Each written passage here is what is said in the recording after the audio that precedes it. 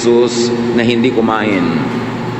Nagkataon lang nga na pagkatapos siya umahon sa tubig ng bautismo, siya ay inakay na ng Espiritu patungo doon sa ilang, sa wilderness, kung saan nanatili siya doon upang subukin nga siya ng dyablo. At siyempre wala naman siyang baon. Hindi naman niya ito napaghandaan. Hindi naman niya inakala na mangyayari yon. Kaya hindi niya planong, makapag-fasting nga ng 40 days. Inabot lang ng 40 days dahil ganun katagal dumaan ang panahon. Pero hindi yun plano. Of course, because he did not plan it, he did not have food with him, so it became fasting. Mga kapatid, be careful in imitating that same kind of fast. Hindi ko mo ginawa ni Jesus, gagawin mo na, magpa-fasting ka rin ng 40 days. In fact, hindi naman nga niya balak. Nagkataon lang. And remember that no temptation is an appeal, that the temptation given by the devil turned his stone into bread was an appeal to a very present and immediate need. And apparently, seemingly, it was a harmless practicality that was being offered to him. Nagugutom ka, edi gawin mong tinapay itong mga bato. Mukhang wala namang masama doon pag biglang tingin, pero may sagot si Jesus. Matthew 4:4, Jesus answered, the scriptures say no one can live only on food. People need every word that God has spoken. So pwede kang kumain ng physical na tinapay, pwede kang kumain ng spiritual na tinapay. At para kay Jesus, ang mahalagang maganap nung panahon na yon ng pagsubok ay ang kakainin niya ay spiritual bread from the mouth of the Father, not the physical bread being offered by the devil. So Jesus rejects the idea, and more than that, Jesus rejects the source of the idea. Kung minsan yung ideya parang hindi naman masama, parang in fact mabuti pa nga, pero dapat nating suriin kanino galing ang ideyang ito. Kasi kung hindi naman trustworthy yung pinanggalingan ng idea, kahit mukhang sa biglang tingin ay pwedeng pagtiwalaan yung kanyang minumungkahi, ay dapat tayo magdahan-dahan dahil baka yun ay isang patibong, isang trap, isang deception. And here, very importantly, we should notice that Jesus emphasizes balance. To balance the physical with the spiritual. To strengthen the physical with the spiritual. Sabi niya, man is not only stomach, man is also brain, man is also heart. Man is not only body, man is also spirit. And in this particular time, what is important is the spirit being tested. So do not use the hunger of the body, the need and the desire of the body to defocus from the main issue at hand. So merong dapat pagtagumpayan na maaaring hindi marating kung ang aatupagin muna ay kumain. Bakit? Ganon ang pangangatwiran ni Jesus, hindi pinaliwanag sa atin. Pero may mga panahon talaga na nagiging abala sa spirituality yung sobrang pagiging physical. Halimbawa, sa ating pang-araw-araw na buhay ngayon, may laging nagtatanong, kailan po ba magiging practical na mag-fasting? Well, kung gusto mo talaga mag-focus sa pagbabasa, pagninilay-nilay ng salita ng Diyos, o kaya ay gusto mo mag-focus sa pananalangin o sa pag-meditate, pakikinig sa tinig ng Diyos, pwedeng maging abala yung mamamalengke ka pa, magluluto, maghahain, kakain, magliligpit. Magagandang panahon yun para mag-fast. Para makapag-focus ka doon sa gusto mong spiritual activity. Pero hindi naman kailangan complete fast. Maaaring ang fasting mo ay kung ano na lang ang available food, yun na lang makain para hindi sobrang maraming oras ang maubos sa paghahanda ng pagkain. At nang ako ay makapagbigay ng maraming oras sa pananalangin o sa pagbubulay-bulay. O maaari namang sabihin mong, liquid na lang muna ang aking inumin ngayon for a few hours para makapag-concentrate ako sa pananalangin. At ito'y napatunayan na ng siyensya that there is a certain level of hunger where the mind is even sharper. Na may mga pagkakataon, isang uri at antas ng pagkagutom na mas madaling mag-meditate, mas madaling maging spiritual nakawawala yung ating espiritu sa pagkakasakmal-sakmal at pagkakatali-tali ng ating physical existence. So, it can help. However, you should test yourself. Paano kung diabetic ka, tapos magpa-fast ka, nag-hypoglycemia ka, bumaba yung sugar level mo, nag-comatose ka, yung ba ang kalooban sa'yo ng Diyos? Paano kung may ulcers ka? Dapat lahat yan kinoconsider. Binabalance mo yung physical at yung spiritual. Hindi lang sobra ka magpapaka-physical,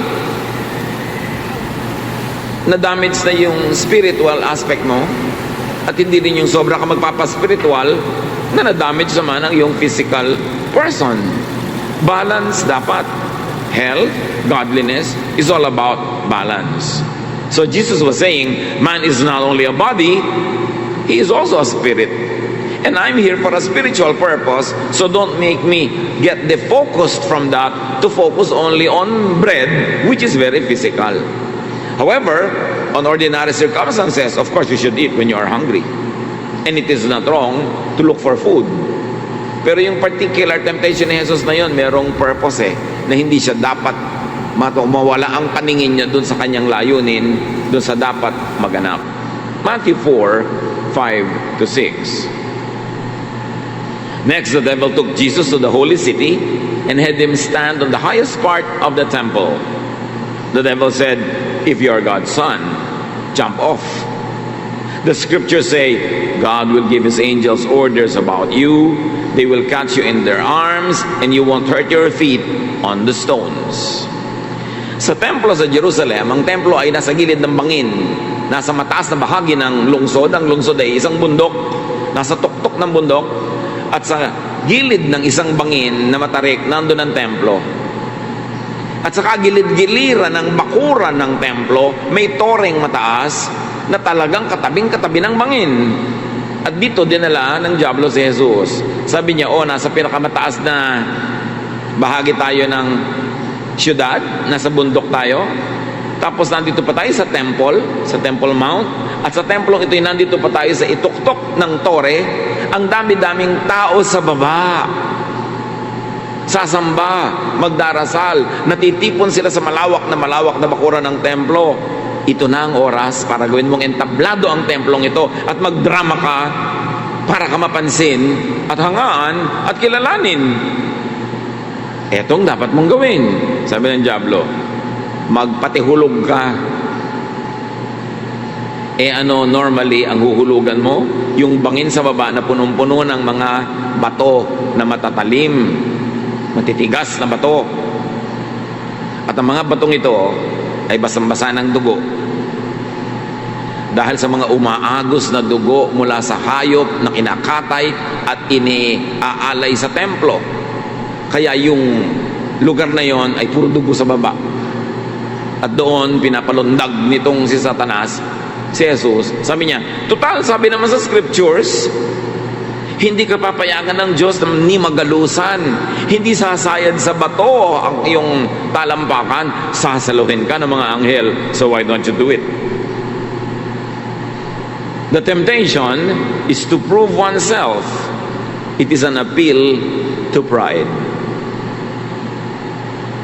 So dapat din nating uriin ngayon ang mga temptation. Yung unang temptation is an appeal to a physical need, to hunger. Ito naman is an appeal to a higher need, a mental, emotional, intellectual need, pride. Ipakilala mo kung sino ka. Total, sinasabi mo, anak ka ng Diyos, patunayan. Ipakita mo kung anong kaya mong gawin. Magpatihulog ka dyan at nang humanga sila sa iyo. At sa buhay natin ngayon mga kapatid, ang daming ganyang temptation. Magpatihulog na, hangaan lang.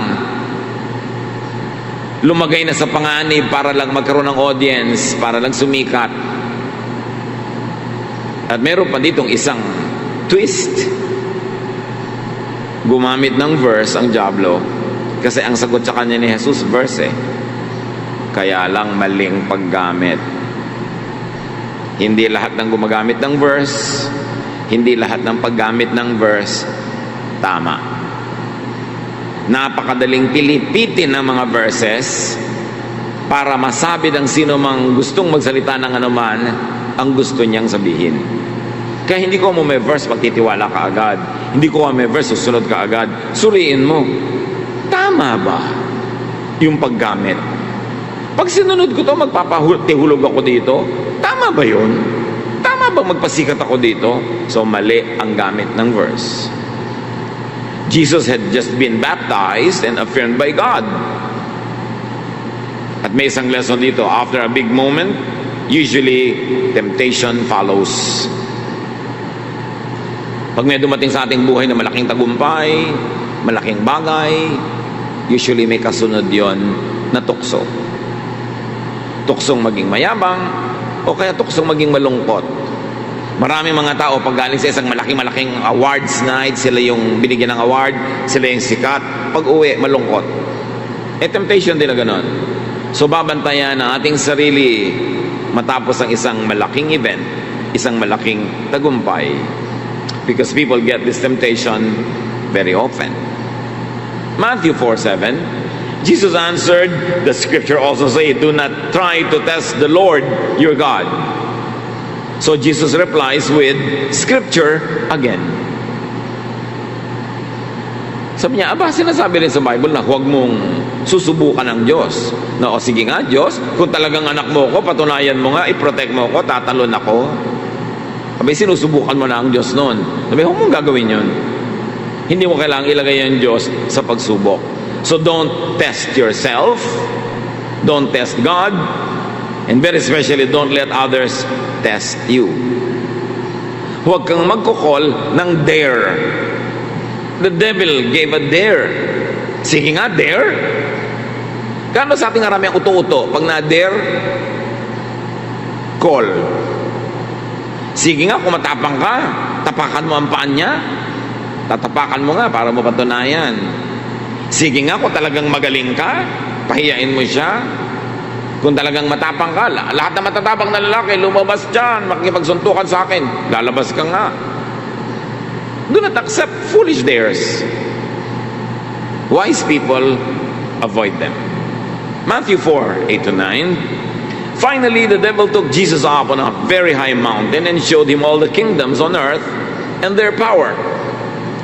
The devil said to him, I will give all this to you if you bow down and worship me. Ipinakita sa kanya ang lahat ng mga kaharian at ang kapangyarihan ng mga kaharian ito. At sinabi ni Jesus, lumuhod ka lang at sumamba ka sa akin. Yun lang ang gagawin mo. Ibibigay ko sa iyo ang lahat ng ito. The first temptation was an appeal to a legitimate physical need, hunger. The second temptation was an appeal to an intellectual need, to pride. And now the temptation is an appeal to greed. Hindi na need, greed na. Need mo naman ang tinapay di ba? And up to a point, need mo naman yung affirmation, yung medyo hangaan ka, medyo tanggapin ka at kilalanin. Up to a point, legitimate yung need na yon. Pero yung greed, OA na yon. Sobra na. Hindi na kailangan. Kailangan mo ba talagang maging sayo ang lahat ng kaharian ng mundo para kasumaya? So, palaki ng palaki yung taya sa sugal na ito. Sabi niya, all the kingdoms of the world. But Jesus knew that the problem with greed is that it does not have limits. It does not stop. Ano na ba naman yung temptation ng gutom? Pagkakain mo nun, pagbusog ka na, titigil ka na Pero yung greed, walang katapusan yan. The more you have, the poorer you feel, and the more compelled you are to get more and more. Pero napaka-importante dito, no? Si Jesus, papaluhurin mo kay Satanas. Pero marami tao, dito nadadaya. Ibinebenta ang self-respect, ibinebenta ang righteousness, para lang sa kasakiman. Self-respect and righteousness bow to greed. Kahit mawala na ng dangal, makasakmal lang ng marami na gustong makuha. Matthew 4:10, Jesus answered, Go away, Satan. The scriptures say, worship the Lord your God and serve Him only. I will worship the Father in heaven. I will worship God in heaven, serve Him, but not you. You are Satan. How dare you to ask to be worshipped? So you worship God the Father, you worship God the Son, you worship God the Holy Spirit, and no one else, especially not Satan. So niya kahit ipagpalagay na kaya mong ibigay lahat yan, ipagpalagay na totoong kaya mong ibigay yan, hindi pa rin dapat mag-worship sa iyo. Kasi ang tunay na kaharian ay yung puso, at ang dapat maghari doon ay ang Diyos. Walang kaharian labas sa puso, anumang kaharian yon ang hihigit sa kahariang nasa loob ng puso na siyang dapat trono ng Diyos. So Jesus replies with a command and a rebuke. Lumayas ka, iwan mo ako. Diyos lang ang dapat sambahin. James 4:7, submit yourselves therefore to God, resist the devil, and he will flee from you. Unawaing mabuti itong James 4:7. The only way, the best way, the most immediate way to get out of temptation is to resist the devil. Tanggihan mo lang. Tanggihan mo lang. Hindi mo kailangan labanan, hindi ka naman mananalo, makapangyarihan yun eh. Hindi mo kailangan makipagbuno, talo ka. Hindi mo kailangan magdrama, magpagod, kung ano-anong gawin. Just say no. Yun lang. Kahit sinong tumutokso sa'yo, sabihin mo, no. Kaya nga sabi ng iba, yun daw usong budol-budol, sabihin mo lang, no. Hindi e-effect sa'yo. Kasi daw ang approach niyan, sabi nila, kung pa naman napapatunayan, lalapit sa'yo. Di ba may apo ka sa England? Siyempre, ni-research ka. Kung meron nga sa mga meron, ay, nag-yes ka na, nagbukas ka sa kanya. O ang ganda mo naman, thank you, sabi mo naman, nagbukas ka sa kanya. O nakikipagkamay sa'yo, shake hand, ibinigay mo yung kamay mo, you are saying yes. Para daw hindi ka tablan ng mga ganyan, say no. Huwag kang makipag-usap, huwag kang magbukas, huwag kang yes ng yes. Kaya sabi, resist the devil and he will flee from you. Hindi ka pwedeng tablan daw ng mga budol-budol at kung ano-anong mga pangloloko na ganon kung hindi ka magbubukas ng puso at hindi ka mag-yes. So say no. Niyayaya ka ng mga kabarkada mo gumawa ng mali, sabi mo no. Huwag ka na magpa-arte-arte pa na sabi mo no.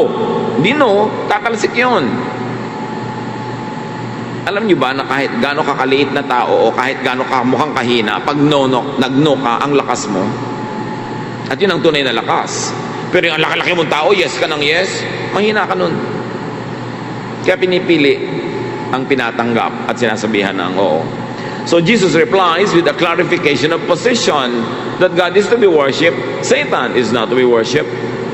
That the loyalty of Jesus was to God, the Father in heaven, not to Satan. And not to the appeal to greed.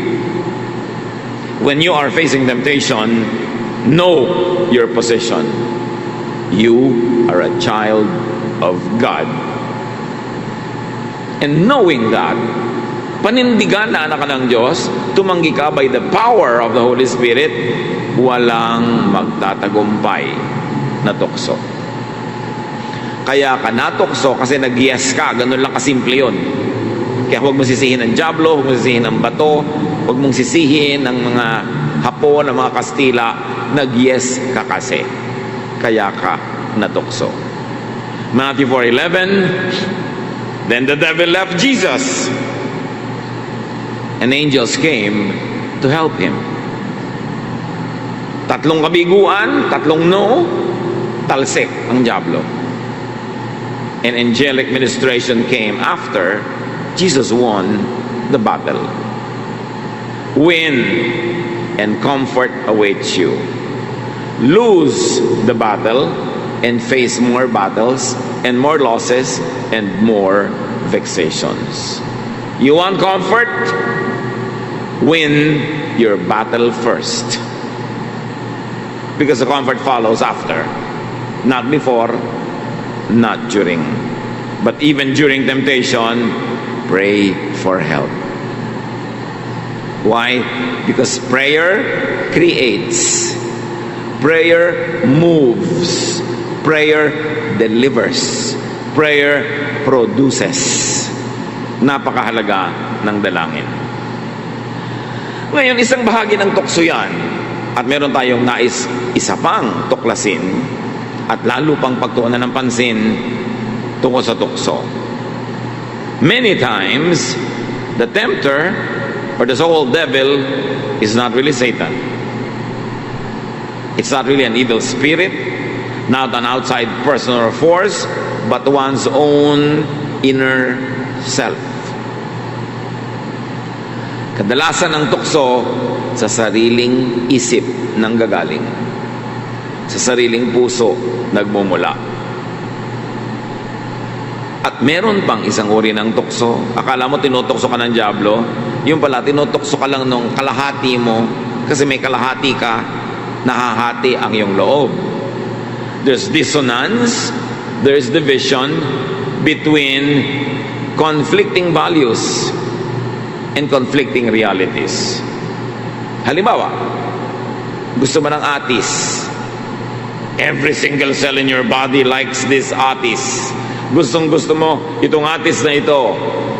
Pero sometime in your life, somewhere in time, may nagturo sa iyong masama ang atis. Nasaksak sa utak mong masama ang atis, na brainwash kang masama ang atis, pero yung katawan mo, wired to physically be attracted to fruit, to delicious food. So na-attract ka ngayon, naglalaban ang sarili mo dahil gusto ng sarili mong bahagi yung atis na yon, pero may bahagi ang sasabing masama yan, masama yan, masama yan. Bakit natin ito pinag-uusapan, mga kapatid?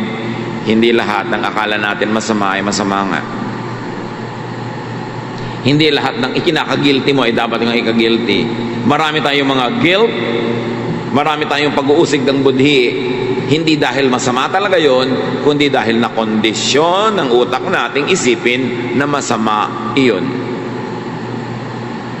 At ang kalayaan kay Jesus, freedom in Jesus, is to be able to discern now which among the things we have been taught and conditioned to believe to be wrong are really wrong, and which of those are not really wrong and therefore shouldn't be guilty about. Dapat ka bang mag-guilty na gusto mo ng bread? Dapat ka bang mag-guilty na gusto mo ng atis? Dapat ka bang mag-guilty na gusto mo magpahinga? Dapat ka bang mag-guilty na gusto mong yumaman, for instance? Dapat ka bang mag-guilty na gusto mong sumarap ang iyong buhay, lumasap ka ng mga ligaya? Dapat bang mag-guilty? Dapat reviewin. Hindi lahat ng akala natin ay masama nga.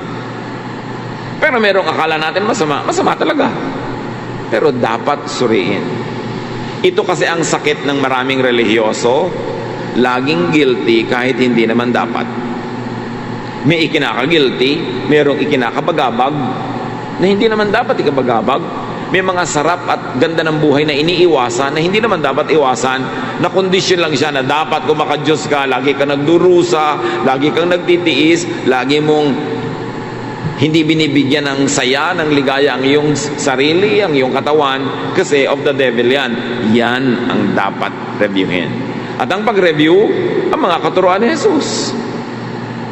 Kasi yung mga Pharisees, sasabihin nila masama yan, pero ang daming ipinagawa ni Jesus. Sasabihin ng mga Pharisees, masamang magtrabaho pag Sabat, masamang may gawin pag Sabat, pero si Jesus, ang daming ginawa sa Sabat. So hanggang ngayon ba, nagigilty ka pa pag may ginagawa ka pag Sabat? Ang mga Pharisees, ang mga priests, sabi, masamang kumain ito, masamang kumain nun, bawal to, bawal yun. Pero sabi ni Jesus, ang mahalaga, hindi yung pumapasok sa bibig, kundi yung lumalabas. So hanggang ngayon ba, issue pa sa'yo, at nagigilty ka pa pag kumakain ka ng ganitong food, ng ganong food. Kaya si Jesus, ang dapat na pamantayan.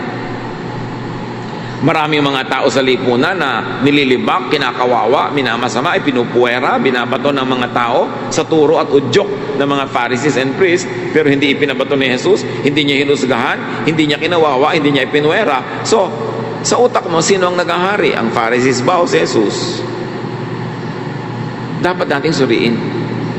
Kasi napakaraming ligaya at sarap ng buhay na inilaan ng Diyos sa tao na hindi nagagawa ng mga relihiyoso, kasi puro sila guilt trip. Bagamat, yes, may mga dapat din talagang iwasan. Pero mahigit kalahati yata nang sa paniniwala ng karaniwang tao ay mali. Pag sinuri mo, sabi lang pala ng religion, hindi naman pala si Jesus mismo ang may sabi. Sabi lang pala ng mga pare na gustong kontrolin ang buhay ng lipunan. Sabi lang pala ng mga religious systems na may mga political agenda. Pero hindi talaga yun ang kalooban ng Diyos. James 1:14, we are tempted by our own desires that drag us off and trap us. In a manner of speaking, you can say we are tempted by our own inner thoughts. So watch your inner thought. There is a temptation to feel guilty. Hindi lang temptation to do sin, but a temptation to feel guilty when actually you should not feel guilty.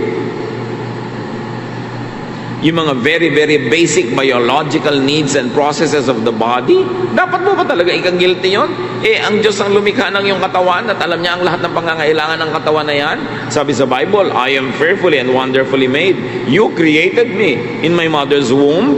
Therefore, you have almost written in your book of life everything I would do in my life. You designed me. I will function according to your design. So now, will I be guilty for functioning according to the design that you, O God, have made? Dapat nating i-reconcile yan. Because your inner thought could be wrong. Or your inner thought could be right, but only demonized by your belief.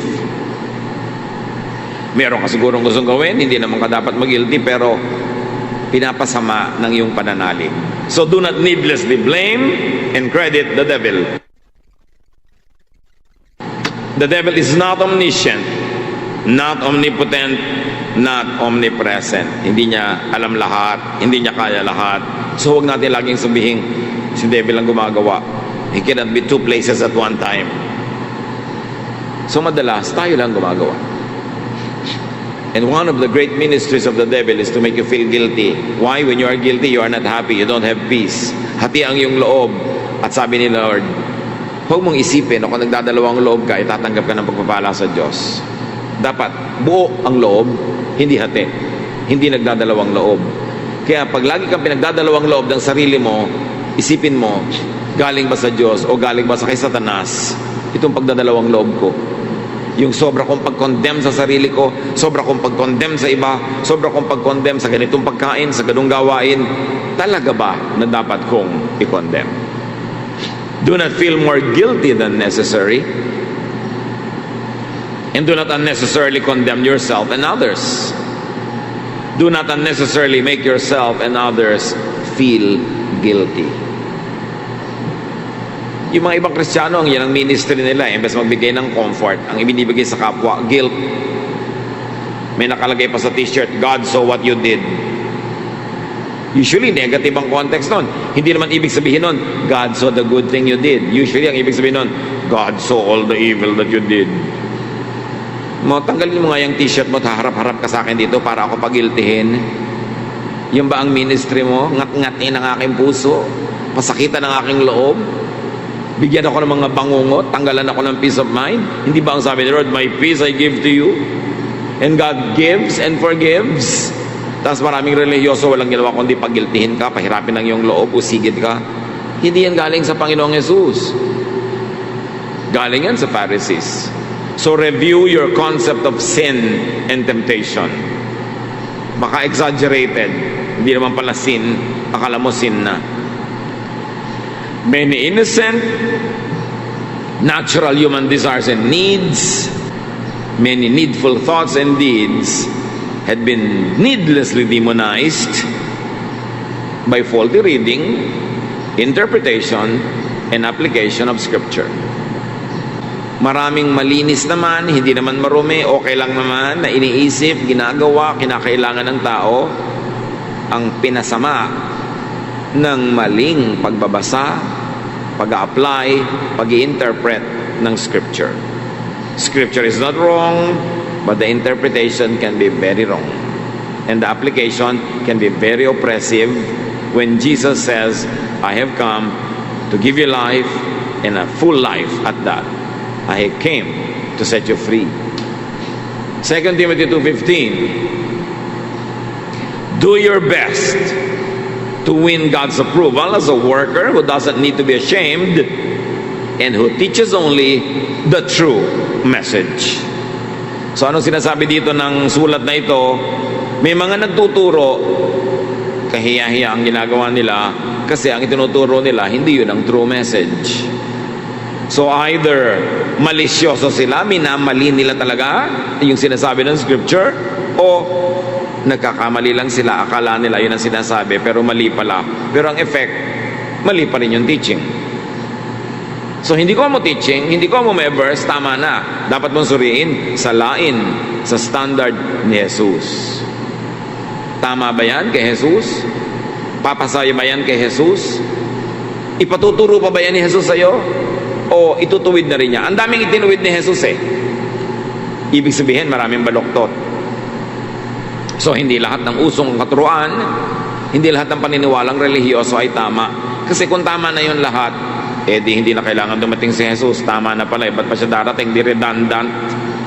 Ang ituturo lang pala niya, tama rin di yung dating tama na lang. Pero, itinuro ni Jesus ang bagong daan patungo sa Diyos. Ang daan na sa Kanya dadaan, sa Kanyang pag-ibig, sa Kanyang pagpapatawad, sa Kanyang paglilinis, at sa Kanyang pagbibigay ng kapayapaan. Hindi sa panguusig, hindi sa pambabato, na specialty nung dating daan ng mga Pharisees. Kaya nga may bagong tipan, may bagong daan, may bagong katotohanan, may bagong espiritu. So there is such a thing as a false message.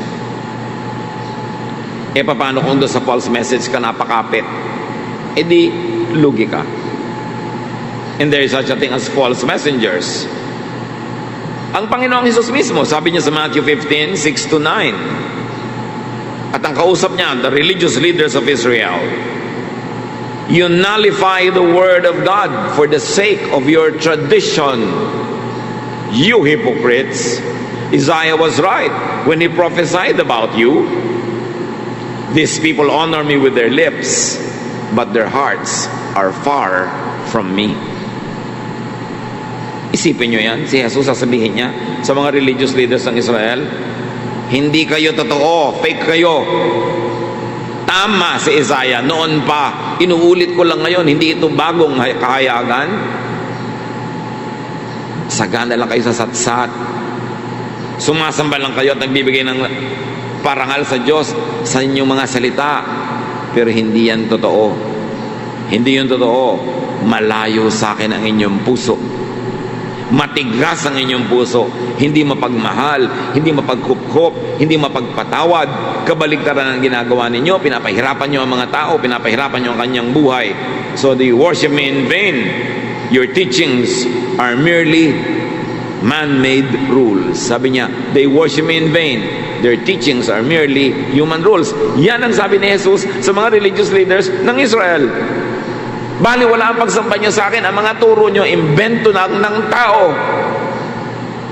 Mga kapatid, gaano karaming religious idea and belief ang nasa isip natin ngayon na hindi pala turo ni Jesus, imbento lang ng tao. Imbento lang ng mga Pharisees. Imbento lang ng mga priests. Tapos hirap na hirap ka sa pagsunod mo buong buhay. Tiis ka ng tiis, tipid ka ng tipid, dusa ka ng dusa. Yung pala, hindi galing sa Diyos, di lugi ka. Kaya dapat suriin. Many innocent and natural human needs had been needlessly demonized by vested religious and political interests. Pag sinuri nyo ang lahat ng malalaking relihiyon sa kabihasnan, sa kasaysayan ng sangkatauhan, lagi itong may kakambal na political system. Lagi itong may kakambal na palasyo na may hari sa loob.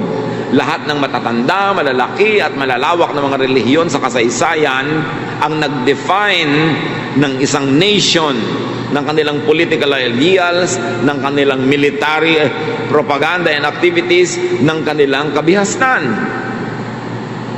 So napakadaling gamitin ng relihiyon na kasangkapan ng politika para mangontrol ng tao sa sariling mga mamamayan, para lumupig ng ibang mga mamamayan ng ibang bansa. Kasi ang mga relihiyon na umuso sa buong daigdig, laging merong kakambal na kaharian, political system. At ang relihiyon na ito ang ginagamit ng kaharian na yon para labanan yung ibang kaharian, para gapiin sila, at para palakasin ang loob ng kanilang sarili, mga hukbo. At mamamayan, naggapiin ang ibang lahi, apihin ang ibang lahi, in the name of their God, in the name of their religion. Pero ang Diyos ba na nasa langit ay may kakampihan na kaharian sa mundo? Di ba nilikha niya ang lahat ng tao at mahal niya ang lahat ng tao? Maniniwala ka ba na ang Diyos ay kumakampi sa isang basketball team? Diyos ko, lalaban ko ang basketball team A. Pagpalain mo po sila para po matalo ang basketball team B. Sa palagay niyo, may kakampihan ng Diyos sa basketball team? Kampihan niyo po ang aming beauty contestant, o Diyos, para matalo niya ang beauty contestant ng ibang bansa. May pipiliin siya talaga na maging Miss Kangkungan, Miss ganito, Miss Barangay 58. May kakampihan talaga ang Diyos. At sa mga giyera ng mga bansa, may kakampihan ba talaga ang Diyos? Pare-pareho lang naman nagpapatayan, pare-pareho lang gumagawa ng masama. Ibig sabihin, dahil itong lahing ito ay lahing ito, kahit gumapatay siya ng iba, kakampihan siya ng Diyos dahil love, love, love siya. May ganun ba talaga? Kaya sabi ni Jesus, ang mga turo nyo, imbento. Imbento para to promote yourself, to promote your group, to promote your tribe. May ganun, hindi yan galing sa Diyos. Kaya ang sabi niya sa mga Fariseo, sa mga teachers, Matthew 23:15, woe to you, teachers of the law and Pharisees, you hypocrites! You travel over land and sea to win a single convert, and when you have succeeded, you make them twice as much a child of hell as you are. Sumpain kayo, lagot kayo, mga teachers of the law and Pharisees, mga mapagkunwari, mapagpanggap, mapagbalat kayo. Biyahe kayo ng biyahe para magmisyon, tawid kayo ng tawid ng mga dagat, akyat kayo ng akyat ng mga bundok para marating nyo yung mga tao at ma-convert nyo sila. Pero ano nangyayari pag na-convert nyo? Ginagawa nyo pang doble, mas masahol ang kasamaan kaysa sa inyo. You make them twice as much a son of hell as you are. Dati hindi sila judgmental, nung dinapuan nyo, naturuan nyo, naging judgmental. Dati hindi sila separatist sa kanilang mga kamag-anak, sa kanilang bayan, sa kanilang community. Nung naturuan nyo, naging separatist. Dati hindi sila mapagmataas, hindi sila self-righteous. Nung naturuan nyo, naging self-righteous. At hindi lang yon. Nung hindi nyo pa sila pinupuntahan, tahimik ang loob nila, payapa sila. Nung dinatnan nyo, tinampakan nyo ng kutakot-takot na guilt, kutakot-takot na bawal na hindi naman nila kayang masunod. So ang nangyari, natanggalan sila ng peace of mind dahil nadapuan ninyo na doble pa ang pagkakalagay nila sa impyerno kaysa nung una, mabuti pa hindi dalang kayo nagpunta sa kanila. Yan ang napakalinaw na komentaryo ni Jesus sa religious system of his time. Maraming tao, pag naging relihiyoso, mas napapasama. Pag hindi kay Jesus lumapit, pag hindi paraan ni Jesus ang umiral sa puso, at pagka sila ay na-brainwash ng mga Pharisees, mabuti pa hindi na lang. Can you imagine? Jesus calls them child of hell, and they become children of hell indeed. Nakakagawa na sila ngayon ng masama sa kapwa, nakakapanghusga sila, nakakapanglait, o kaya they become a child of hell in the sense that in thought they become victims of needless guilt. Dati tahimik ang buhay, ngayong gumulo. Many innocent and natural human needs are demonized by ignorance. Well-meaning naman, wala namang masamang intensyon, hindi lang nga marunong. Hosea 4:6, my people are destroyed from lack of knowledge. Pag hindi ka talaga maalam, maaakay ka ng mga Pharisees. Para maging mapagmataas, judgmental, and separatist, o kaya maakay ka na laging magilty na magilty dahil ang itatampak sa utak mo, mabawal sumaya. Bawal mag-enjoy. Sabi ni Jesus, I came that you might have life and have it to the full. So many people are destroyed by mistakes in deed, sa gawa, or mistakes in thought, like needless guilt. When tempted, win over the sin. Win over the mistake of labeling innocent and natural needs as sin and as sinful. Be free in Jesus. Lalong nagbabasa ka ng Bible, lalo't ikaw espiritual, lalo't iniisip mo, naniniwalaan na ikay anak ng Diyos, patuloy na baguhin ang paraan ng pag-iisip. Huwag hayaang maghari sa iyong isip dahil lang merong nauna. Nauna na kasing naitambak sa utak mo, masama yan, masama yan. But a person of God will keep changing his mind from glory to glory to know God more and more and to become more and more godly. Romans 12:2, do not conform to the pattern of this world, but be transformed by the renewing of your mind. Then you will be able to test and approve what God's will is, His good, pleasing, and perfect will. Sabi ka nun, huwag kayong laging sumang-ayon sa takbo ng sanlibutan. Magbago kayo sa pamamagitan ng pagbabago ng inyong pag-iisip. At kung yayin inyong ginagawa, ang patuloy na pagbabago ng inyong pag-iisip, masusubukan ninyo, mapapatunayan ninyo kung ano ang tunay na kalooban ng Diyos. Yung kaiga-igaya at yung ganap, yung perfect. Yan ang naghihintay sa mga anak ng Diyos. Identify the temptations that you call temptations. Baka hindi naman talaga temptation. Nung nagtatalo-talo ang mga leaders ng Israel, kung anong gagawin nila sa mga hentil na naging Kristiyano, sabi ng iba, kailangan maging Hudyo muna sila para sila maging Kristiyano. At sinabi na isang magaling at inspired na alagad, bakit natin ipabubuhat sa mga Gentiles ang mga luggage at baggage natin mga Jews na ang ating mga ninuno at tayo hindi naman natin nakayang dalhin, bakit ipapasa pa natin sa kanila? So ang tingin ng napakarami, their religiosity was a burden that must never be passed on to Gentile people who are turning to Christ. Isipin, salain, ano ba ang mga Phariseeism na humahalo sa Christianity? Dapat wala. Ang mga Kristiyano dapat ay makakristo. That's why we should put Jesus back to Christianity. Nagalit dahil siya ay siningitan ng mga nagtuturo na ibinabalik yung mga malaya na kay Jesus sa mga gapos, sa mga kulungan ng tradisyon at ng mga batas. Isa sa mga laging pinag-uusapan noon ay ang circumcision. Ang mga Hudyo kasing lalaki ay sinicircumcise. At ngayon, nire-require nila ang maging Kristiyano, kahit hindi Hudyo, kahit Gentile, na kailangan magpa-circumcise din. Kailangan maging Jewish ka muna bago ka maging tunay na Kristiyano. At hindi ito ang turo ni Paul at ikinakagalit niya ang pagkalat ng katuruan na ito sa church sa Galatia. Galatians 5:2-4. I, Paul, promise you that Christ won't do you any good if you get circumcised. If you do, you must obey the whole law.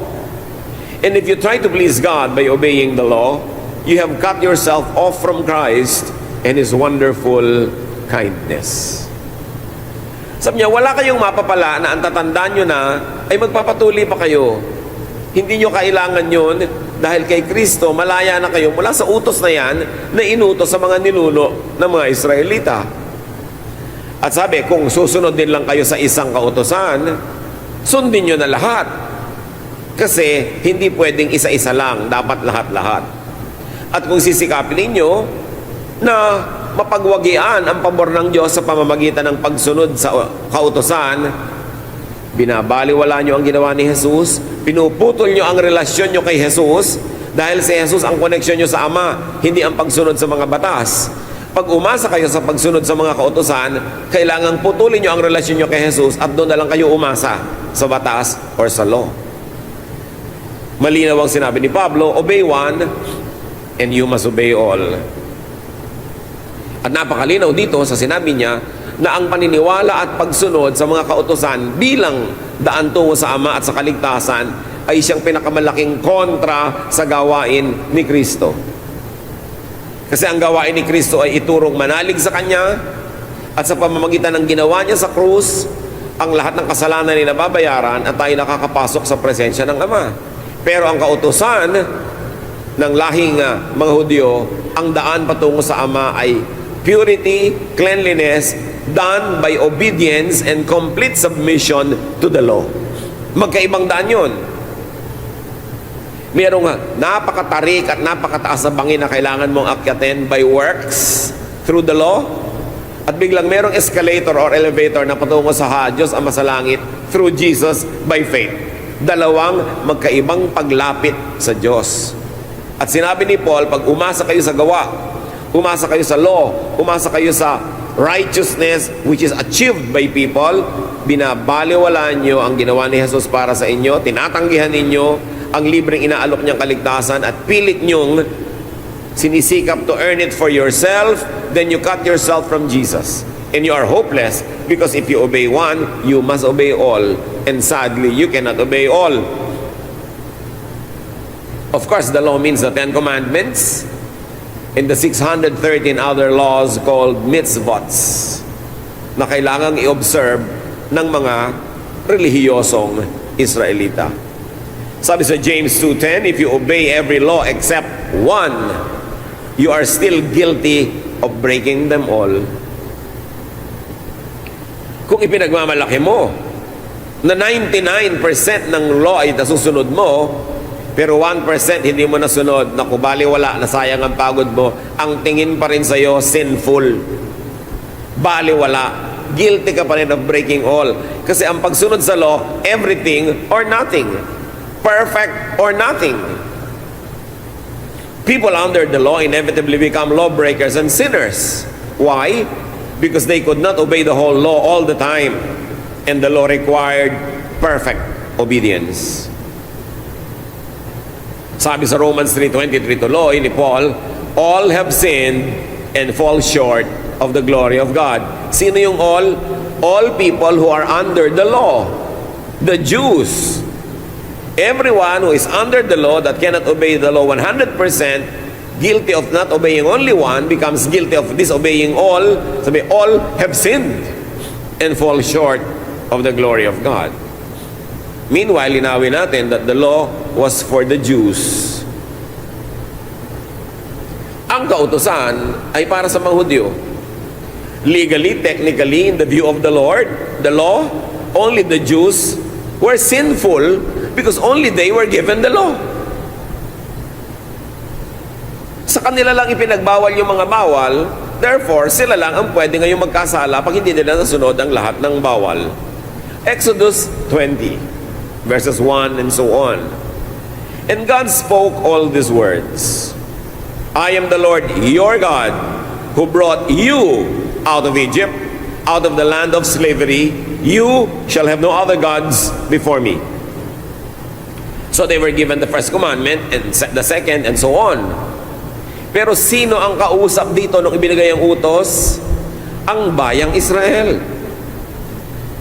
Sino ba ang pinalaya mula sa pagkakaalipin sa Ehipto? Ang Israel. Kaya sabi ng Diyos, ako yung Diyos, huwag kayong magkamaling may iba. Ako yung nagpalaya sa inyo mula sa Ehipto. At dahil dyan, ang obligasyon nyo sa akin na siyang nagpalaya sa inyo, wala kayong magiging ibang Diyos, ako lamang. At heto ang mga utos ko sa inyo. So ang inutusan, ang binigyan ng law, ay yung mga pinalaya mula sa Egypt. Anong lahi yon? The Israelites. The law was given to the Jewish people, not to the entire world. Sila ang katipan sa lumang tipan. Sila ang kausap sa lumang usapan. Kaya ang sabi sa Exodus 34, 10 to 11, then the Lord said, I am making a covenant with you. Obey what I command you today. Bakit natin dinidiin yung you? Kasi marami naman mga hindi Israelita nakikilahok sa usapan. Hindi naman silang inutusan. Ngayon, pinipilit nila ang sarili nila magpailalim sa mga utos na yon na hindi naman nasunod ng mga Israelite.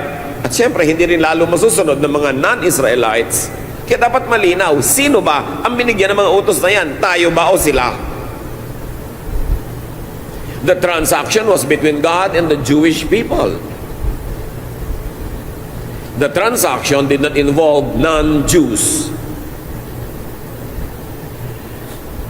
It was the Jews who were the covenant people. Their holiness, purity, and connection to God was through the law. Through the old covenant, through legality, through works. Linawin, ang transaksyon, ang kontrata, ang covenant was between God and the people of Israel. Ako ang magpapalaya sa inyo. Ano ngayon ang obligasyon nyo? Ako lang ang magiging Diyos nyo at susundin nyo ang lahat ng utos ko kasi kayo ay magiging unique na tao. Kasi kayo lang ang pinalaya ko mula sa slavery. Hindi sinabing sila lang ang mahal ng Diyos, sila lang ang makakakilala sa Diyos, pero unique sila because of this transaction.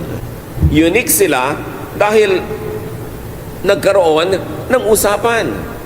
I do this for you. I set you free from Egypt. You do this for me. You obey these laws. You separate yourself from the rest of the world. Not because you are the only ones who are the children of God. Not because you are the only ones who will be favored by God. But because you were the only ones who were set free from slavery. Kaya special ang usapan, but unique to the relationship between God and the Israelites. Kaya ang sabi sa Leviticus 20 verse 7, dedicate yourselves to me and be holy because I am the Lord your God. Ako yung nagpalaya sa inyo, walang iba. May pananagutan kayo sa akin, dapat niyong sundin ang lahat ng ito. Meanwhile, the Jews were unable to make the law really work.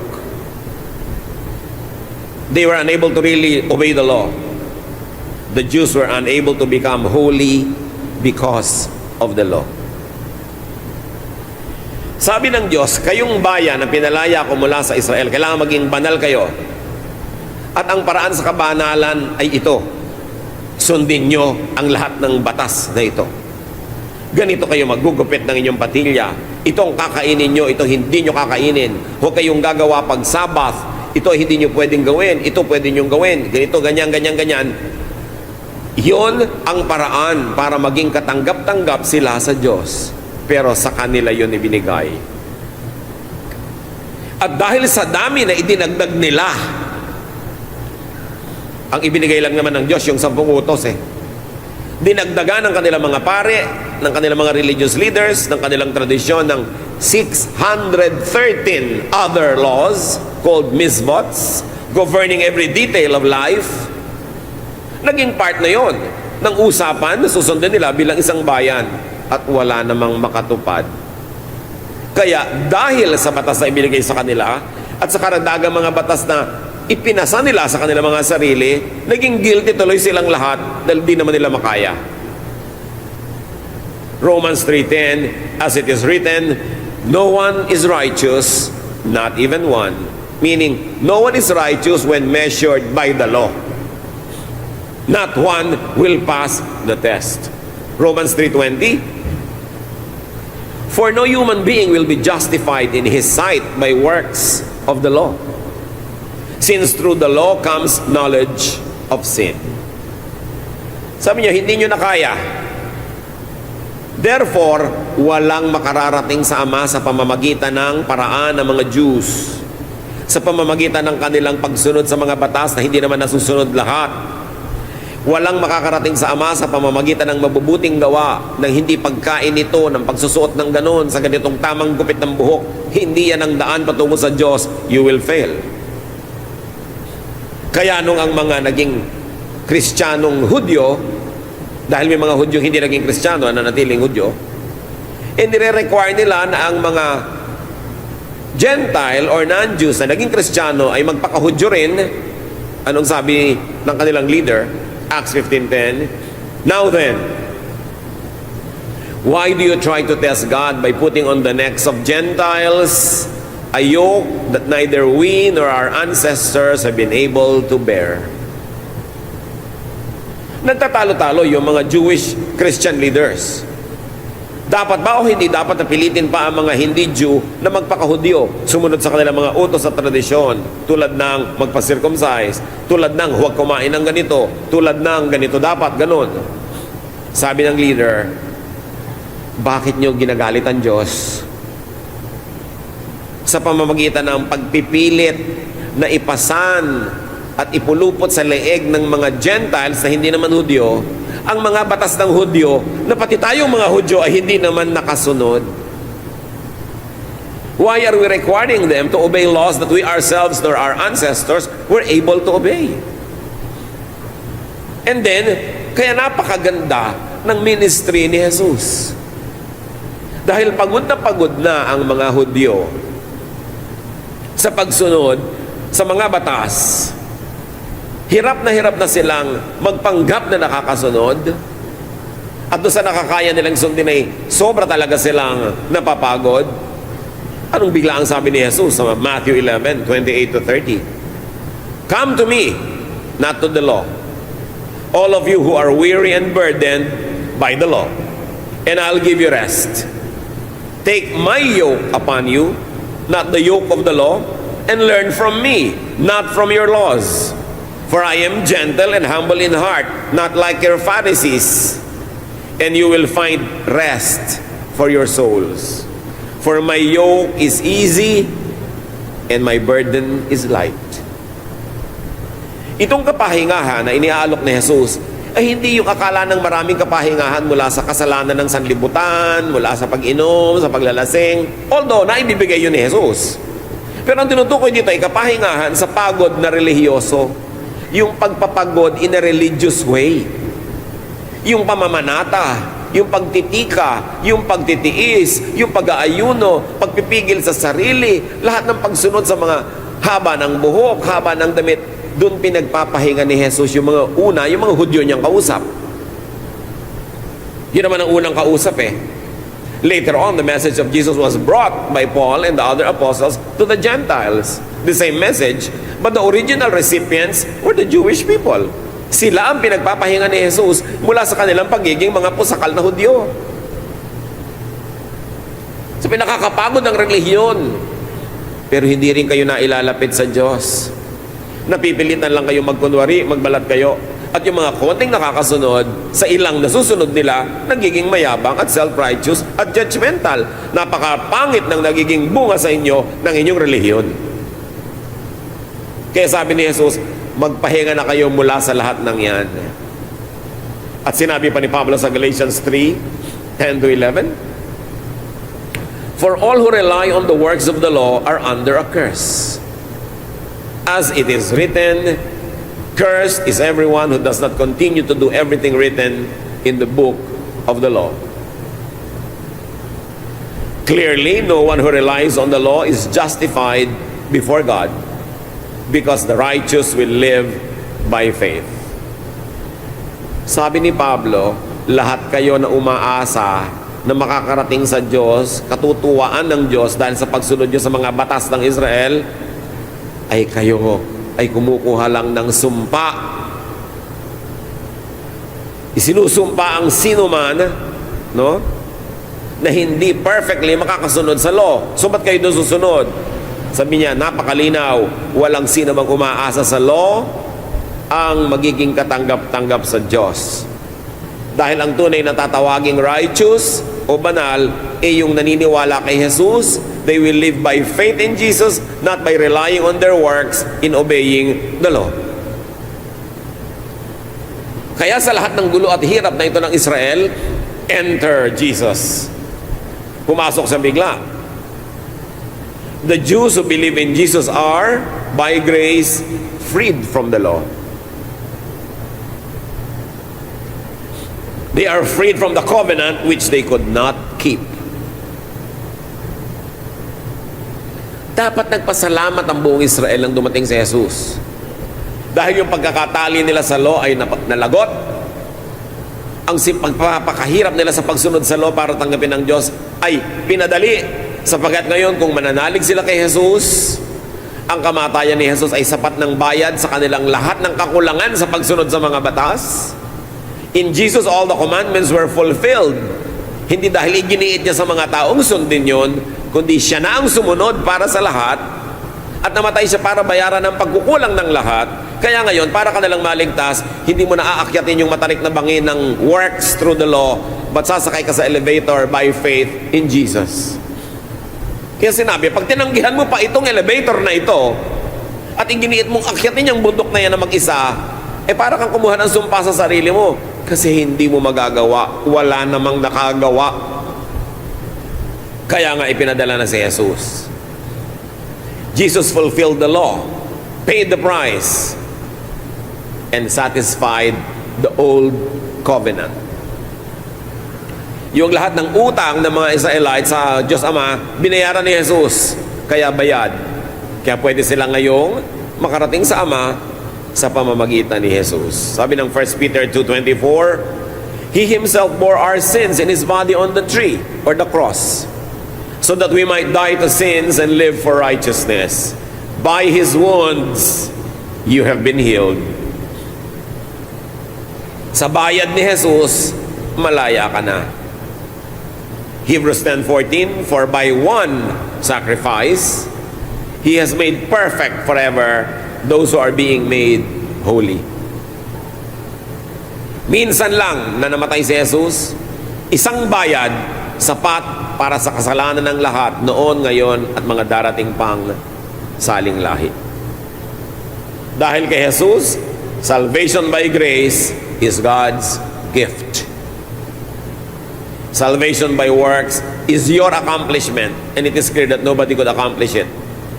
Ephesians 2:8, For it is by grace you have been saved, through faith, and this is not from yourselves, it is the gift of God. Kaya nakakapagtaka na sa kabila ng linaw ng mga turo na ito, may naggigiit pa na kahit Kristiyano ka na, pag nagkasala ka na naman, nakahinulang ka, balik ka na naman sa impyerno. By one sacrifice, He has perfected forever everyone who believes. Paano ka mapapahinga kung sa takot mo nagkasala ka bukas, impyerno ka na naman? Hindi totoo may pahinga. Kaya ka napapahinga kasi umaasa ka hindi sa sarili mong performance, kundi sa perfect sacrifice of Jesus. Siyempre, kung tunay kang pinaghaharian ng Espiritu ng Diyos, hindi mo naman gagamit yun na lisensya na magpakasala-sala at magkamali-mali dahil secure ka na.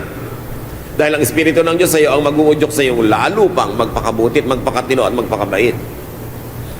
Kaya sabi sa John 1:12, Yet to all who received Him, to those who believed in His name, He gave the right to become, church read, children of God. Tandaan nyo yan, napakahalaga ng mga salitang yan. Dahil kay Jesus, yung kaligtasan na pinipilit makamit ng mga Hudyo sa pamamagitan ng pagsunod sa mga batas, ibinigay ng libre, hindi lang sa mga Hudyo, kundi pati sa mga hindi Hudyong mananalig din kay Jesus. Nabuksan ang malaking pinto para sa lahat. Hindi na sila lang ang kausap ngayon. Ang kaligtasan para sa mga Hudyong hindi kayang iligtas ang sarili nila sa batas, at kaligtasan para sa mga hindi Hudyong hindi naman under the batas kasi hindi sila kasali sa usapan, pero ganun pa man, may pananagutan sila sa Diyos sa ibang paraan. Lahat din ang kanilang mga pagkukulang, ano man ang requirements sa kanila ng Diyos para sila ay makabalik sa Diyos, apart from yung mga ni-require sa Israel, lahat din yon bayad ni Jesus. Yet to all who received Him, to those who believed in His name, hindi sinabing to those who worked hard to obey the law, He gave the right to become, church. Bakit ko pinapa-emphasize sa yung children of God? Because when Jesus rose from the dead, a new species, so-called, of humans was created. A new race, a new human race was created. And this is the family of God. Dapat laliman ng pag-unawa dyan. At babalikan natin yan.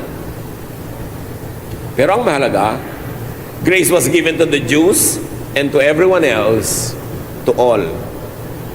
Kaya yung jailer, yung bantay ng kulungan na hindi naman Jew, tinanong niya, Sirs, what must I do to be saved? At ang sagot sa kanya, believe in the Lord Jesus and you will be saved. So hindi na lang para sa mga Hudyo yun. Si Cornelius, isang Roman officer, pinuntahan ni Pedro sa utos ng Diyos. At sabi ni Pedro, ngayon ko lang na-realize na walang itinatangi ang Diyos.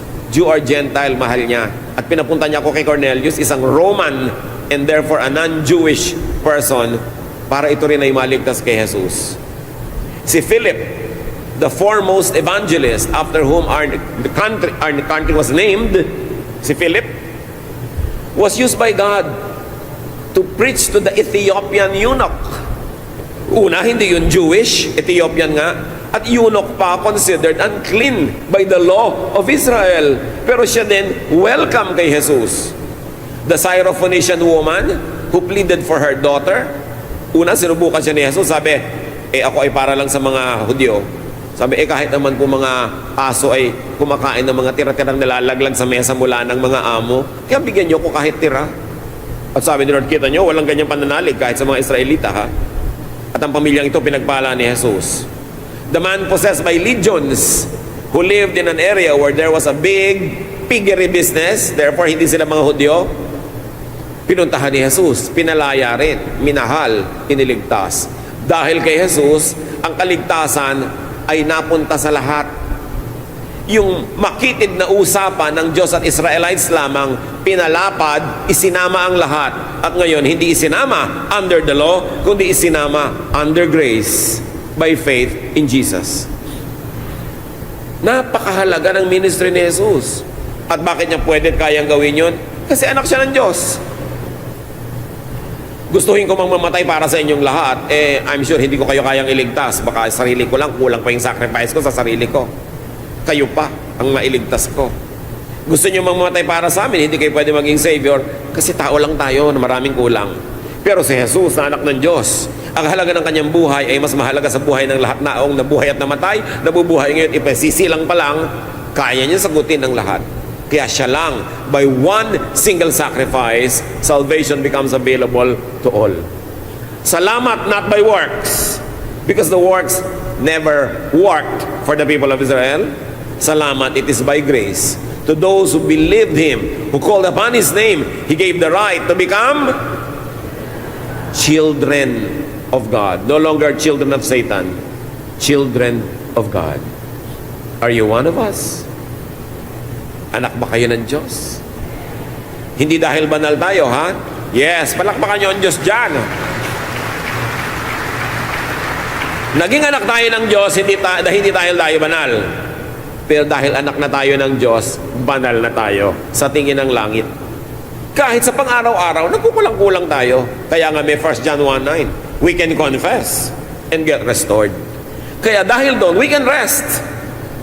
Pero pag nananalig kayo, natatanggal ang salvation, pag nagkasala ka na naman, how can you rest? Nakakapagod yun, nakaka-stress yun.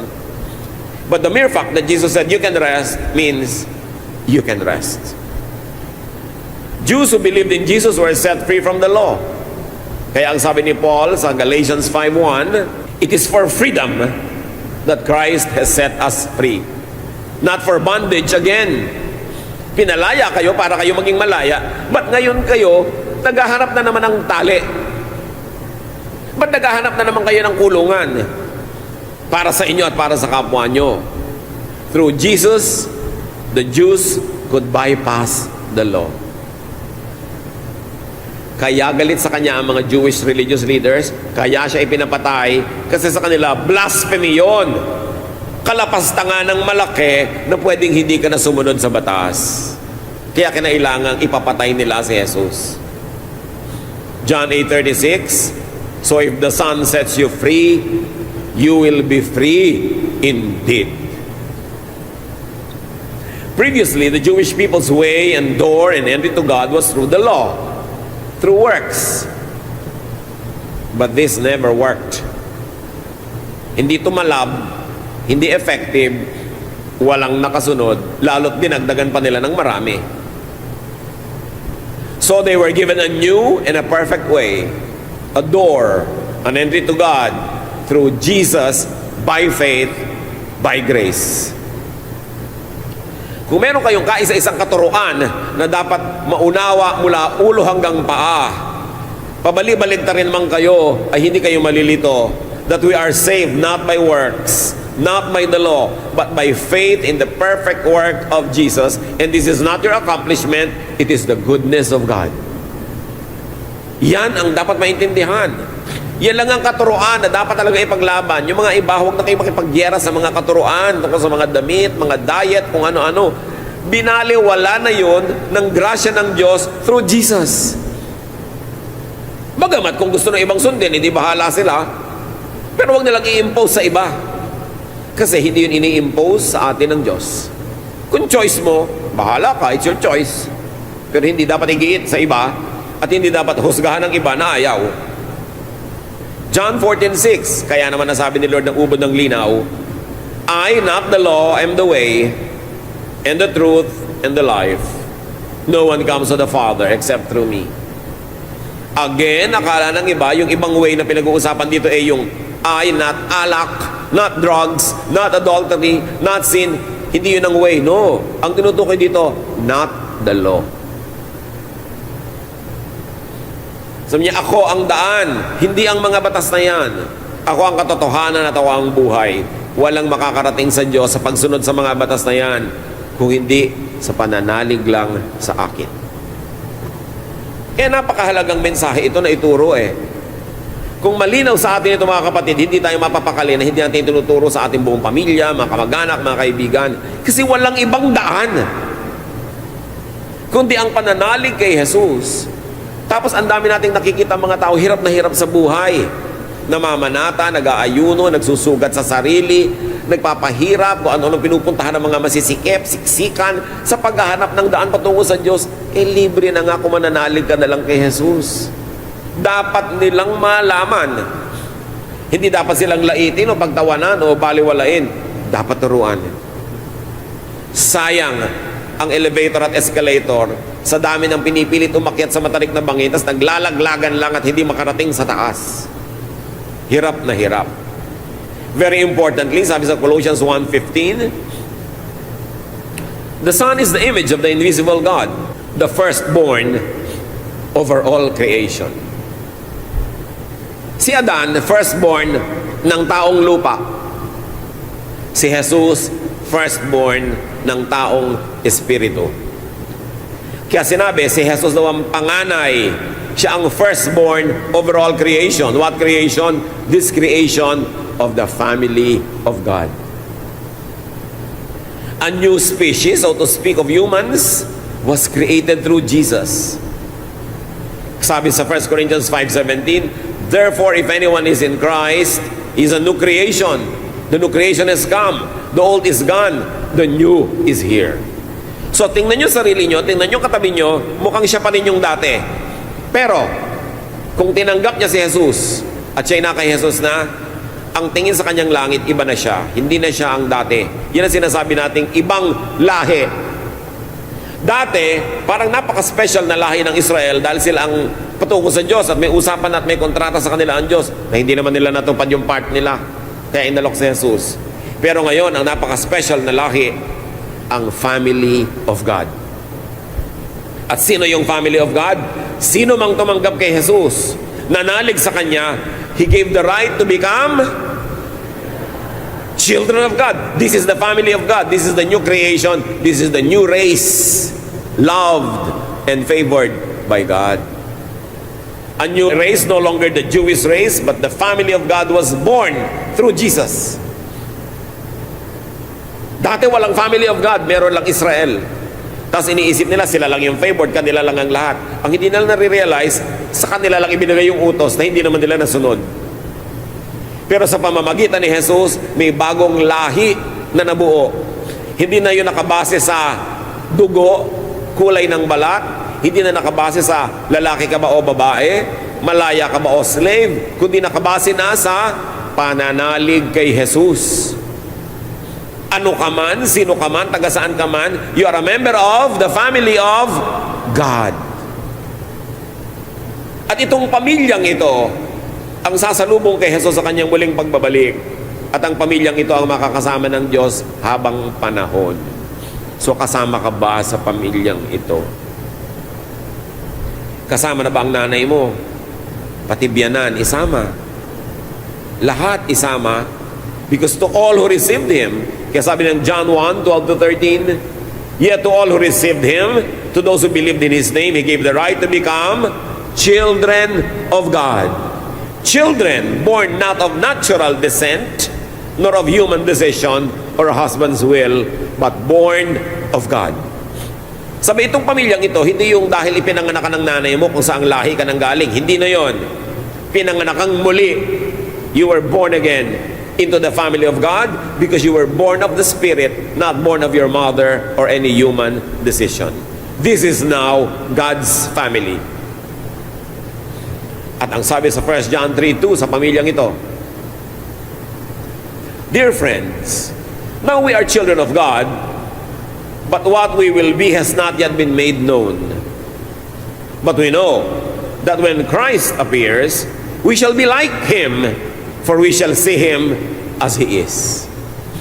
Alam niyo ba yung pelikulang X-Men or Men in Black? Yung mga maraming planet men pala, pero hindi sila kilala ng mga Earthlings kasi nakadisguise sila eh. Ito rin yung pamilya ng Diyos. Hindi mo kilala sa itsura kung sino anak ng Diyos, sino, pero kilala ng Diyos. At sabi dito sa 1 John, hindi pa natin alam kung ano talaga magiging mga itsura natin. Pero pagdating ni Jesus, magiging kamukha tayong lahat niya dahil makikita na natin siya at yun ang tunay nating identity. Makikita natin siya as He is because we will be like Him. Alam niyo ba nakilala ng mga evil spirit kung sino ang family of God? Minsan may isang nagtuturo. Sabi nila, in the name of Jesus and Paul, umalis ka masamang espiritu sa taong yan, eh hindi naman anak ng Diyos yung nagpapaalis. Sabi nung masamang espiritu, kilala ko si Jesus, kilala ko rin si Paul. Ikaw hindi. Ang ginawa ng espiritu, nilipatan siya. Sa kanya lumipat. At hubo-tabo siyang nagtatakbo itong magkakapatid na ito na nagpapanggap na nagpapalaya sa mga espiritu dahil nabista sila. Yung mga tao, akala, anak din sila ng Diyos. Nagdadasal din sila, nagpapalaya sila ng espiritu. Pero kilala ng espiritu kung sino anak ng Diyos. Hindi pa natin kilala ngayon sa itsura kung sino ang mga kapatid sa Panginoon, pero alam yun ng Diyos. At sabi ng 1 John, pagbalik ni Jesus, magiging kawangis tayong lahat ng kanyang anyo. We are the family of God. Believers in Jesus, the family of God, is now a distinct group though the distinction is not yet physically visible. Hindi na solo ng Israel ngayon ang pagiging anak ng Diyos. In fact, hindi nga na sila nasun yung usapan eh. Kaya kung hindi din sila kakapit kay Jesus, wala rin yun. Sila, o non-Israelites, babae o lalaki, taga east or west, through Jesus, will become children of God. But when Christ appears, the distinction will be made clear and visible. Dapat idiin that the Gentiles never needed freedom from the law because they were not under it in the first place. They were not included in the race freed from the slavery in Egypt. The Gentiles are always free from the Jewish law. So bakit pa sila sasali sa Jewishness? Useless na. Yan ang argumento ni Paul. Sabi ni Paul, kayo mga dating Jew na naging Christian, ba't babalik pa kayo sa pagiging Jew? At kayo naman na hindi naging Jew kahit kailan, Gentile kayo na naging Christian na, lalo namang wala kayong dahilan para bumalik pa sa pagiging Jew for which you were never a part of. At sabi niya sa Romans 3:21-22, but now, apart from the law of righteousness of God has been made known, to which the law and the prophets testify.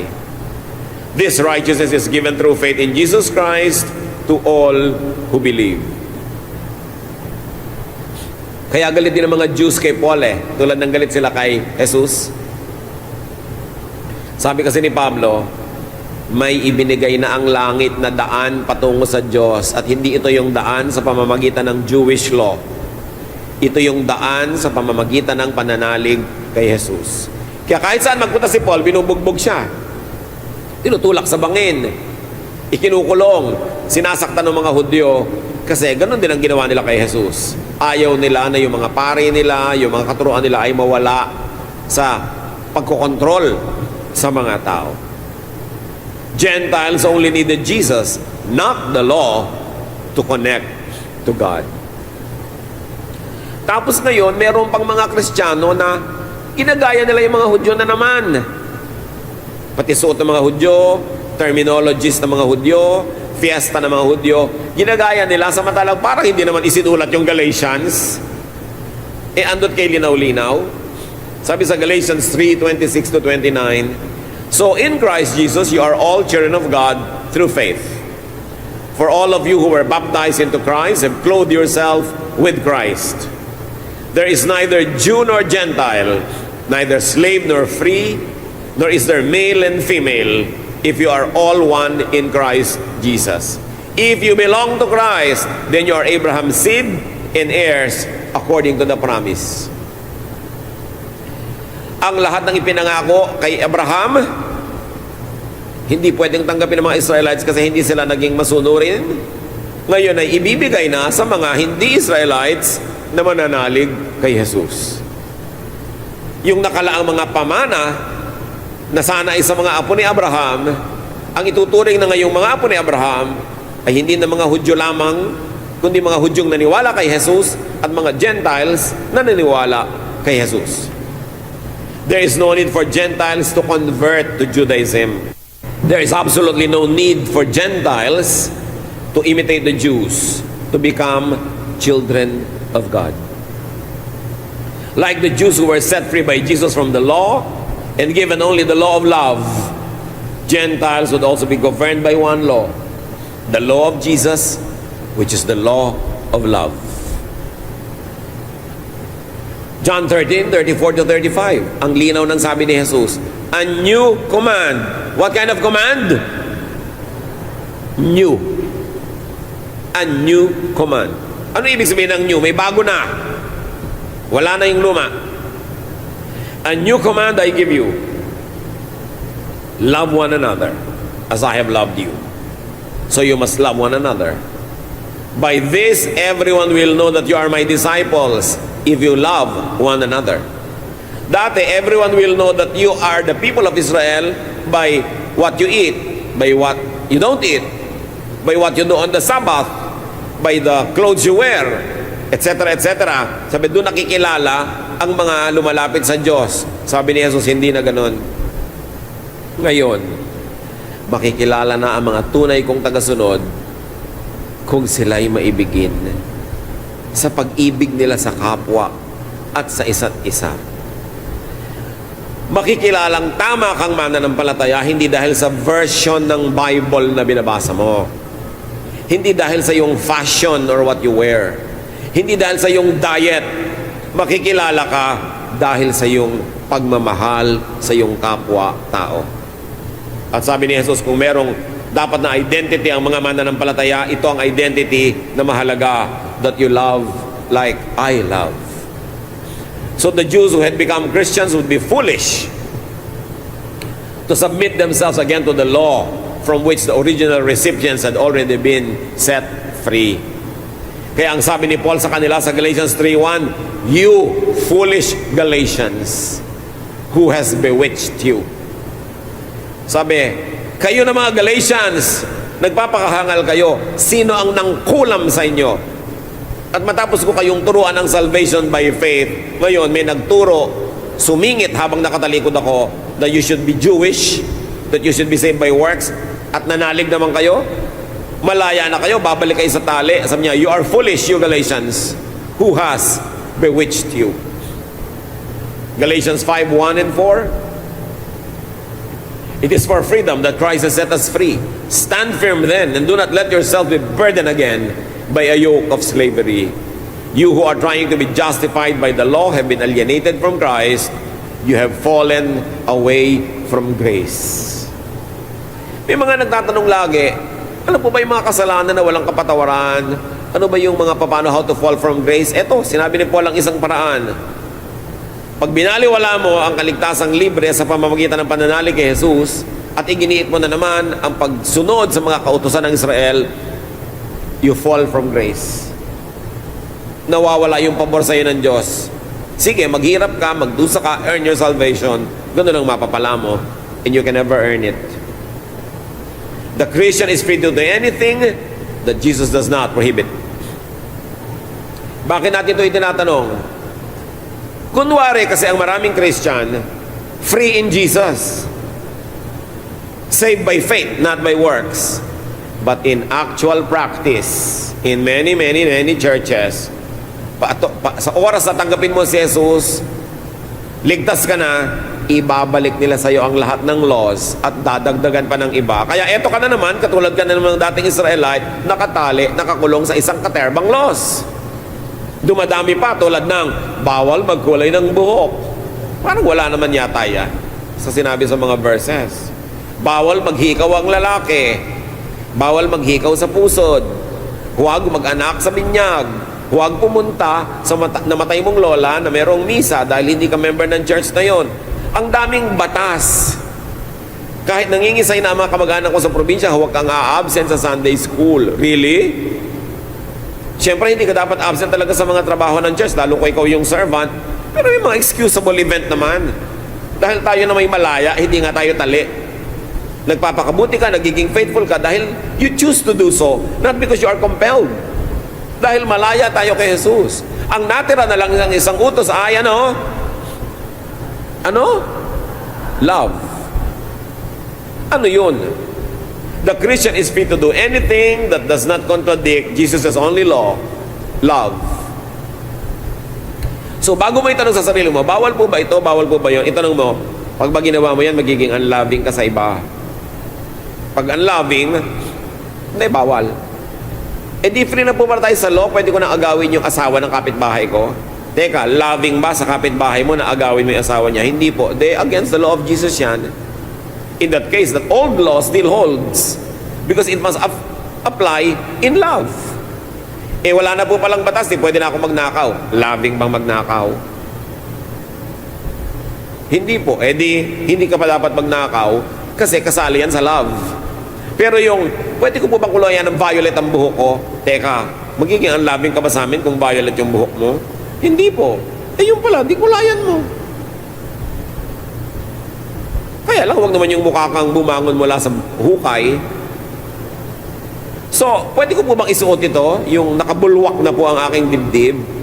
Dahil hindi, wala na palang law. Loving ba? Lahat na lalaki matuliro dahil nakita yung bumubulwak-bulwak mong dibdib. Hindi na sila makapag-concentrate sa pagdarasal. Hindi po. Eh, yung pala, so takpan mo. Ibig sabihin, lagi mong itatanong, is it loving? Hindi, bawal ba? Bawal ba? Dahil isa na lang ang inibinigay na utos eh, love. Ang totoo, ang daming utos yun, ha? Pero hindi mahirap sundin, hindi mabigat, magaan, at masayang sundin. Mga Kristiyano, magpaka-Kristiyano tayo. Huwag tayong sumunod sa mga Pharisees. Huwag kayong magsiksik sa mga verses ng mga Old Testament na tinuturoan kayong mambato ng may kasalanan, kahit mga verses ng New Testament na sabi ng mga tao, hindi naman sila si Jesus. Sasabi man, rebuke ka dito, magalit ka doon. Hindi na yung loving. Stick to the law of Jesus. Simplify the moral law that governs your life because you have been freed from the law. Kailan pa natin maiintindihan that we are free from the law? Lagi nang ipinapanakot din ng mga pulpito, ng mga Kristiyano, ng mga Bible study leader, magagalit ang Diyos, paparusahan ka ng Diyos. Nasaan yung freedom? Isa lang nga ang law. Loving ba? Pwede ko po bang gamitin itong napaka-old-fashioned na verse ng Bible kasi feeling ko, banal ito.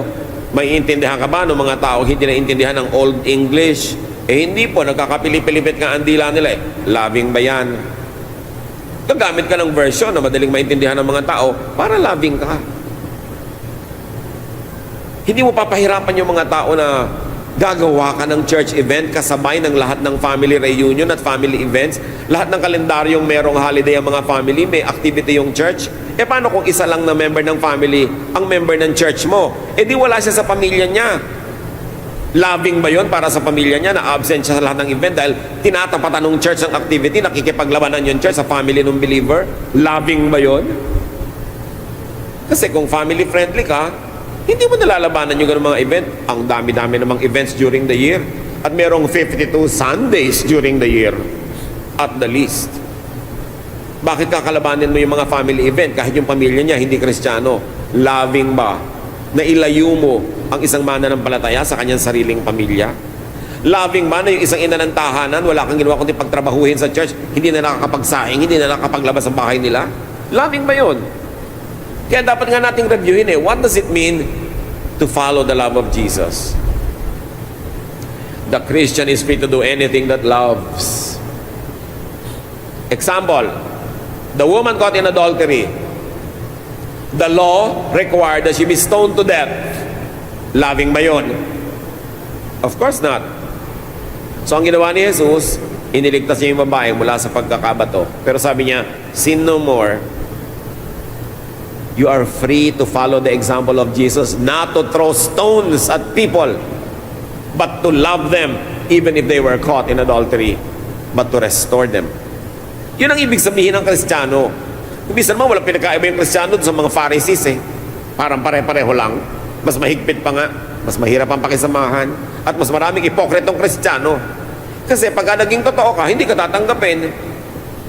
Kung magtatanggapan tayo sa isa, magmamahalan, everybody will relax. We can rest as Jesus wants us to rest. Pag wala kasi nagja-judge, pwede ka mapahinga Pero pag may judge ba, pa-impress ka ng pa-impress. Galatians 5:6. For in Christ Jesus, neither circumcision nor uncircumcision has any value. The only thing that counts is faith, expressing itself through love. Yung circumcision, palitan nyo ng iba. For in Christ Jesus, neither wearing earrings or not wearing earrings has any value. Coloring your hair or not coloring your hair has any value. May wala yan. Huwag niyang pag-usapan. Malayo yan sa bituka. Malayo sa issues ng kaligtasan at kalangitan. Why become majors of minors? Pinapalaki yung maliit. Kaya sabi ni Jesus, kayo mga Pharisees, hindi ninyo malulon ang kaprasong kulisap, pero buong-buong kamelyo nalululon nyo. Maliit na bagay, hindi nyo mapalampas, pero malalaking mga kasalanan, pride, arrogance, judgmentalism, nagagawa nyo. So niya, you hypocrites. There is freedom because of Jesus. Hindi license to do anything you want.